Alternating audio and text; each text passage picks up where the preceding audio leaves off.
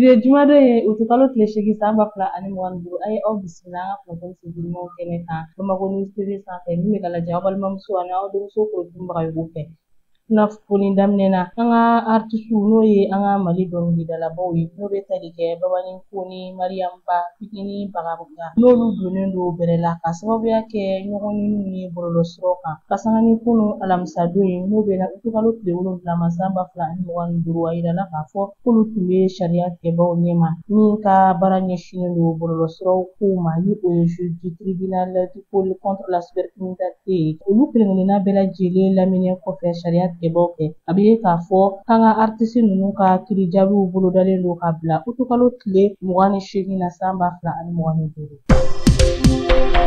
Halisa an bɛ to ni Mali kunnafoniyaw ye. An ka furancɛrɔ fanga wasabulon CNT maaw ye ɲɛdakura di Mali ma kunun alamisa n'o bɛnna kalo tile 7 ma san 2025 olu kɔni ye sariyakisɛ dɔw voté n'o o sariyakisɛ yɛrɛ bɛ tali kɛ bɛn ani kelenya sabatili la an ka jamana kɔnɔna na maliyɛndenw yɛrɛ dama ka don da kelen fɛ ka bɔ da kelen fɛ a bɛ ye k'a fɔ wasaden 124 olu bɛɛ lajɛlen y'u tigɛ kɔrɔta k'u sɔnn'a ma wasaden foyi ma ban ma wasaden foyi ni i yɛrɛ minɛ ani ka kɛɲɛ ni CNT ɲɛma ale ka yamaruyaw kɔnɔ nin ko in bɛna kɛ sababu ye ka ɲɛdakura di an ka jamana ma. An ka Mali minisiri ɲɛma ni mara cɛma bɔli minisiri fana don General de division Abdoulaye Maiga ale kɔni seginna Bamakɔ ka bɔ Azawa dugu kɔnɔ Turkmenistan jamana kan ka sanga ni bi jumadon ye kalo tile 8 san 2025 ni ale yɛrɛ tun taara an ka jamana ɲɛma Asimi Goita ani AES jamanaw de nɔna bila Nations Unies ale ka conférence tako sabanan kɛnɛ kan ni o yɛrɛ conférence dakun tun bɛ tali kɛ ka se ka taa dɛmɛ don jamana minnu ni kɔgɔji tɛ olu kɔnɔna na olu bɛ se ka sɔrɔ ladon cogoya min na ɲɔgɔn ye sen fɛ ale kɔni bisimilara Turkmenistan jamana ɲɛma fɛ yanni Azawa taga cɛ General de division Abdoulaye Maiga ale tun bɛ lajɛbara Osaka dugu kɔnɔ Japon jamana kan an ka jamana ɲɛma tɔgɔ la u ka exposition universelle Okasa 2025 n'o o kun ye Mali ka don kɛrɛnkɛrɛnnen ye. An ka AES jamana minisirika minnu ka baara ɲɛsinnen don adamadenya dɛmɛwale kɔkɔrɔma donni na n'o ye action humanitaire ye olu ka lajɛba kunfɔlɔw sigira an fɛ Bamakɔ CCB kɔnɔna na min daminɛna kalo tile 7 ka